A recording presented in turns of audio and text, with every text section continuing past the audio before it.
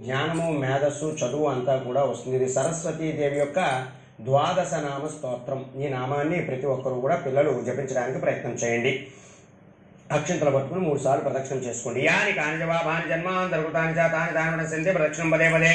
పాపోహం బాబకర్మహం బాబాత్ నా బాబ సంభవాద్ రాహిమాన్ కృపయా దేవా శరణాగతోత్సలన్యదా శరణం నాస్తి త్వమేవ శరణం తస్మాత్ కారుణ్య భావేన రక్ష రక్ష జగదీశ్వరి ఆత్మ ప్రేక్షణ పూర్వక నమస్కారాన్ని సమర్పయామి. తల వంచి నమస్కారం చేసుకోండి. శిర సాష్టాంగ పూర్వక నమస్కారాన్ని సమర్పయామి. అపరాధ నమస్కారాన్ని సమర్పయామి. అమ్మవారికి అక్షంతలు నీళ్లు కూడా విడిచిపెట్టండి.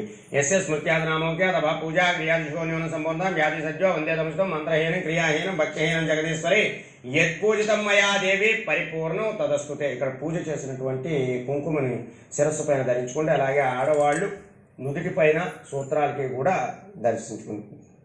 ఓం సహస్రపరమా దేవి శతమూల శతాంకుర శరతం వ్రతమే పాపం ధూర్వాదు స్వప్ననాశిని శ్రీ సరస్వతీ దేవత ప్రసాదం చర్షా గుణామి.